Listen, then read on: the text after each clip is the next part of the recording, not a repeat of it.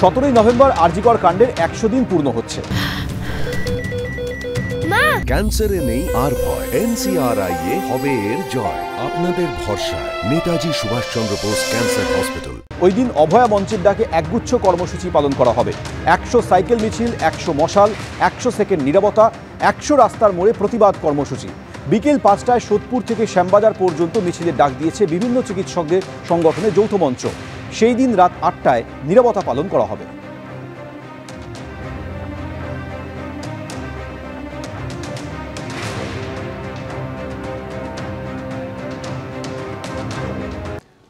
উত্তরবঙ্গ থেকে দক্ষিণবঙ্গ ট্যাব কেলেঙ্কারির জেরে রীতিমতো সমস্যায় পড়ছেন একাদশ ও দ্বাদশ শ্রেণীর পড়ুয়ারা। দক্ষিণ 24 পরগনা, যেখানে ট্যাব কেলেঙ্কারিতে এবার বিহার যোগ পাওয়া গেল।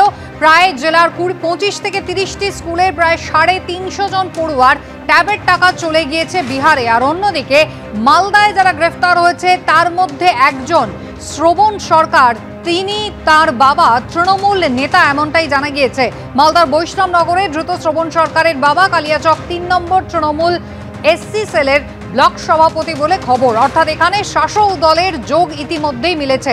দক্ষিণ 24 পরগনার খবর বিস্তারিত জানাবেন আমাদের প্রতিনিধি গৌতম মণ্ডল রয়েছেন আমাদের সঙ্গে।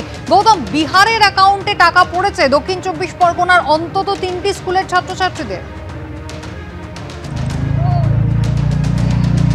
হ্যাঁ দেখো কুসুমিতা, সেমনটাই জানা যাচ্ছে যে দক্ষিণ 24 পরগনা এই যে তরুণের স্বপ্ন প্রকল্পে একাদশ এবং দ্বাদশের পড়ুয়াদের যে ট্যাব দেওয়ার যে পরিকল্পনা রাজ্য সরকার নিয়েছিল, সেইখানে দেখা যাচ্ছে যে প্রায় 25 থেকে 30টি বিদ্যালয়ের 350 মতো পড়ুয়ার তাদের বলা হচ্ছে যে রং ক্রেডিট অর্থ প্রশাসনের ভাষা যেটা রং ক্রেডিট, অর্থাৎ তাদের টাকা তাদের অ্যাকাউন্টে না ঢুকে অন্যত্র ঢুকেছে। এই রকম যে স্কুলের সংখ্যাটা আছে সেটা 30 থেকে 35। এই যে রং ক্রেডিট হয়েছে, এখানে শুধু গ্রামের স্কুলগুলো তো নেই। যে দক্ষিণ 24 পরগনার যে ভৌগোলিক অবস্থান আমরা জানি, একদম শহরতলি কিছু এলাকা রয়েছে, একদম প্রত্যন্ত সুন্দরবন রয়েছে। যে সুন্দরবনের গোসাবা, সাগর থেকে শুরু করে একদম শহরতলি, সোনারপুর, এদিকে মজবজ, এদিকে মহেশতলা, প্রত্যেকটা এলাকা থেকে কিন্তু এই রং ক্রেডিটের অভিযোগ এসেছে, যেটা জেলা বিদ্যালয় সংসদ সূত্রে জানা যাচ্ছে। সেখান থেকে আমরা যে তালিকা, জেলা বিদ্যালয় সংসদ সূত্রে যে তালিকা মোটামুটি পাওয়া গেছে, সেখানে আনুমানিক 350 স্টুডেন্টের রং ক্রেডিট হয়েছে। এবং এখানে আমরা 3টে স্কুলের আমরা করতে পেরেছি, যাদের সঙ্গে যোগাযোগ করতে পেরেছি। সেই রকম 3টি স্কুল হলো সাগরের মহেন্দ্রগঞ্জ বিদ্যালয়, তাদের 31 জন পড়ুয়া, এটাই সর্বোচ্চ জেলার মধ্যে। তাদের একজন সহশিক্ষক তিনি জানাচ্ছেন, তারা যখন জানতে পারলেন তাদের যা পড়ুয়ার আবেদন করা হয়েছিল ট্যাবের জন্য, 31 জন পড়ুয়ার তাদের অ্যাকাউন্টে কোনো টাকা ঢোকেনি, তখন তারা তথ্য তালাশ করে জানতে পারেন যে তাদের এই যে অ্যাকাউন্ট নম্বর, সেখান থেকে অন্য অ্যাকাউন্ট নম্বর এবং IFSC কোড ব্যবহার করে অন্য অ্যাকাউন্টে এই টাকাগুলো ঢোকানো হয়েছে। এই তথ্য জানার পর তারা সঙ্গে সঙ্গে DI সাউথ 24 পরগনার সঙ্গে যোগাযোগ করেন এবং অভিযোগ করেন সাগর থানায়। এবং এই স্কুলের শিক্ষকরা জানাচ্ছেন যে এইখানে বিহারের কিছু যোগ পাওয়া গেছে এবং সুন্দরবন পুলিশ জেলা সূত্রেও আমরা এই বিহারের যোগ পেয়েছি।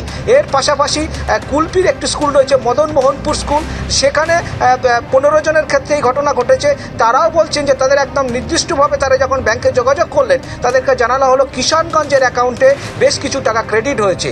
আবার অন্যদিকে আমরা দেখতে পাচ্ছি উস্তির বেলমনি গার্লস হাই স্কুল, যেখানে আমরা কেস স্টাডি করেছিলাম, তাদের প্রধান শিক্ষিকা জানাচ্ছেন যে তাদের ক্ষেত্রেও কিন্তু ভরতপুর বা কিষানগঞ্জ বিহারের যোগ পাওয়া গেছে। এছাড়া অন্যান্য জেলার যোগও কিন্তু পাওয়া যাচ্ছে, যে শুধু যে বিহার যোগটা নয়, আমাদের রাজ্যের অন্য জেলারও যোগ পাওয়া গেছে, সেগুলো দক্ষিণ 24 পরগনা নয়।